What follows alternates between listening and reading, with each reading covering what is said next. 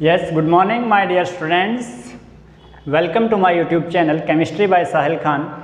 So, our today topic is rate law from the chapter Chemical Kinetics. So, what is rate law? जो आपके पास ये rate law है, rate law को हम रिलेट करेंगे। एक हमने टॉपिक पढ़ा था चैप्टर नंबर 7 +1 क्लास इक्विलिब्रियम में, that is law of mass action.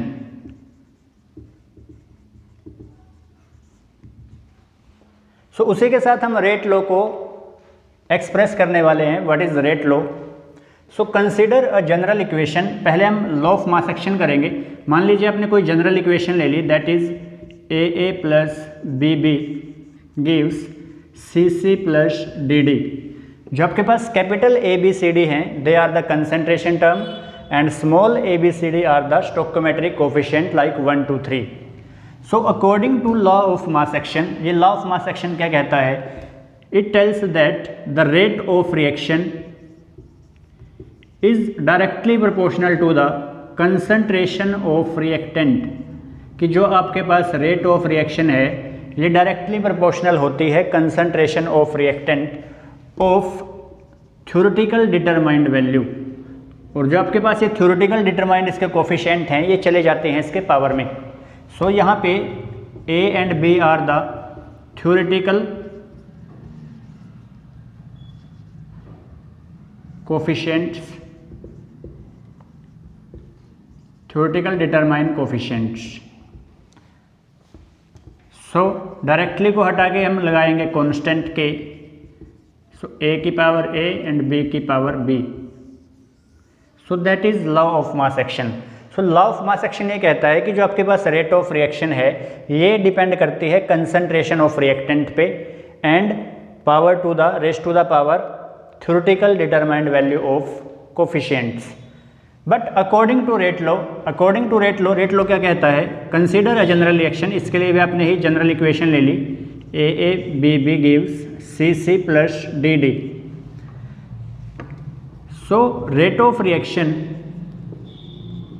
Is directly proportional to the concentration of reactant.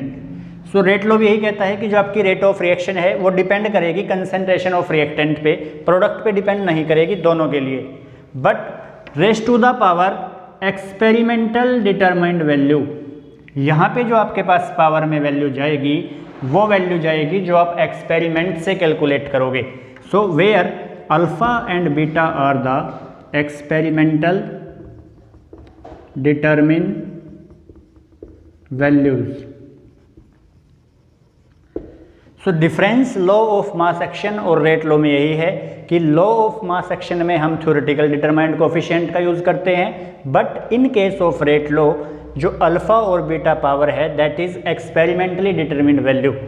So alpha को हटा के कांस्टेंट लगाया, दैट इज के,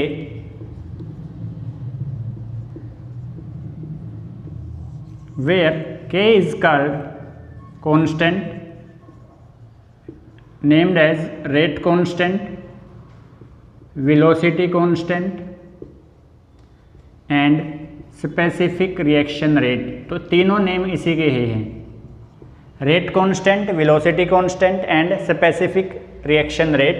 अब यहाँ से आपके पास क्वेश्चन बन जाता है कि डिफाइन करो रेट कांस्टेंट क्या है। Define rate constant. So from the equation 1 में अगर आप कंसंट्रेशन की जो टर्म है, कंसंट्रेशन की अगर आप वैल्यू 1 के इक्वल पुट कर दोगे, सो जो आपका रेट है दैट इज इक्वल टू के। सो आपका रेट इक्वल आ जाएगा के K and K is rate constant. So definition बनेगी rate constant is equal to the rate of reaction when concentration of reactant is unity. So that is all about rate law. Thank you. और videos देखने के लिए हमारे channel को subscribe, like and share कीजिए। Thank you for watching. Have a nice day.